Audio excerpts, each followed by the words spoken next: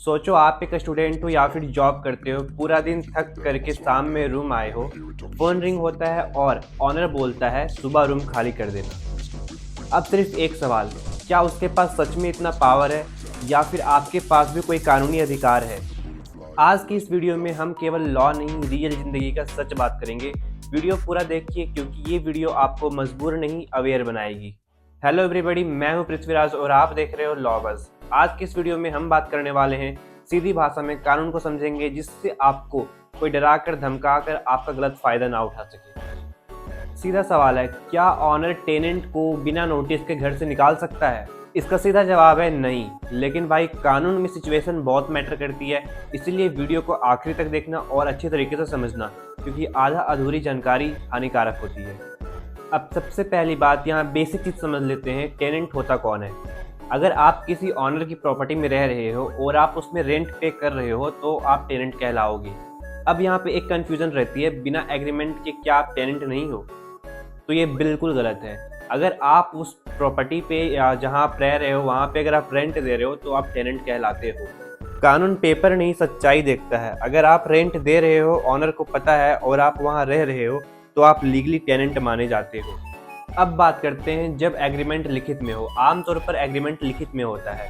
Notice period, rent amount, deposit और eviction के rules. अगर एग्रीमेंट में लिखा हुआ है 30 दिन का नोटिस, तो ऑनर आपको आज बोलकर कल नहीं निकाल सकता है, चाहे फिर उसका वो घर हो या फिर वो वहाँ रहता हो। अगर एग्रीमेंट में 30 दिन लिखा हुआ है तो वो 30 दिन के बाद ही निकाल सकता है। एग्रीमेंट से ऊपर वहाँ पे ऑनर भी नहीं है। एग्रीमेंट सिर्फ टेनेंट को ही नहीं, ऑनर को भी बांधता है। अब आते हैं इंडिया के सबसे कॉमन सिचुएशन पे, एग्रीमेंट ही नहीं है। यहाँ पे बस बोलचाल में डील होती है और वहीं जब रूम खाली करने के बाद होता है तो ऑनर कहता है एग्रीमेंट ही नहीं है तो टेनेंट निकल जाओ। लेकिन यहाँ पे लॉ देखता है, अगर आप रेंट दे रहे हो तो आप टेनेंट कहलाते हो। कोर्ट ये देखता है पोसेशन, रेंट प्रूफ, ऑनर की नॉलेज, और इन तीनों से टेनेंट ऑनर रिलेशन स्टैब्लिश होता है। दोस्तों, यहाँ मैं एक छोटी सी बात बोलना चाहता हूँ। अगर आप किसी भी तरह की लॉ एंट्रेंस की तैयारी करना चाहते हैं और आप सोचते हैं कि मुझे डेली मटेरियल्स कहाँ से मिलेंगे, अगर आप अफोर्ड नहीं कर पा रहे हो डेली मटेरियल्स, डेली बेसिस पे न्यूज़पेपर हो या कुछ भी हो, तो आप नीचे दिए गए डिस्क्रिप्शन बॉक्स में टेलीग्राम जाकर के ज्वाइन कर सकते हो लॉ बज़ का। वहाँ पे आपको free of cost daily updates मिलती रहेगी, एग्जाम से रिलेटेड और उसके फॉर्म्स फिलिंग से रिलेटेड। अब सवाल आता है, नोटिस कितना होना चाहिए? लॉ कहता है रीजनेबल नोटिस। रीजनेबल नोटिस यानी कि अल्टरनेट ऑप्शन टेनेंट देख सके उतना दिन का पीरियड उसको मिलना चाहिए। मिनिमम 15 डेज और आइडियल 30 डेज का आपको मिनिमम पीरियड देना पड़ेगा। अगर आप तुरंत उसे खाली करने को कहोगे तो फिर ये इलीगल हो जाता है। अक्सर ये देखा गया है, पीजी ऑनर बोलता है ये पीजी है, फ्लैट नहीं। लेकिन लॉ के मामले में पीजी भी एक कॉन्ट्रैक्ट है। पीजी ओनर आपका सामान नहीं उठा सकता, बिजली बंद नहीं करवा सकता, पानी बंद नहीं करवा सकता, यहाँ तक कि वो आपका गेट भी क्लोज नहीं कर सकता। अगर फिर भी ऑनर जबरदस्ती करे तो घबराना नहीं। प्रूफ रखो, rent receipt, UPI screenshot, WhatsApp messages, और रिटर्न में उसे बोलो कि please give me proper notice, क्योंकि यहाँ पे पुलिस प्रोटेक्शन के लिए होती है, इविक्शन के लिए नहीं।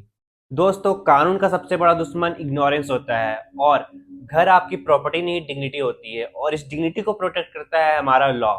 अगर आपको ये वीडियो हेल्पफुल लगी हो तो इस वीडियो को एक लाइक और चैनल को सब्सक्राइब कर देना। साथ ही साथ कमेंट बॉक्स में बताना कि आपको ये वीडियो कैसा लगा।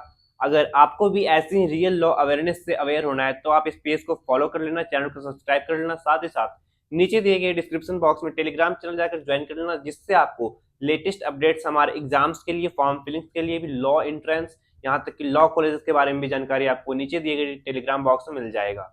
थैंक यू सो मच, मिलते हैं नेक्स्ट वीडियो में। जय हिंद, जय भारत।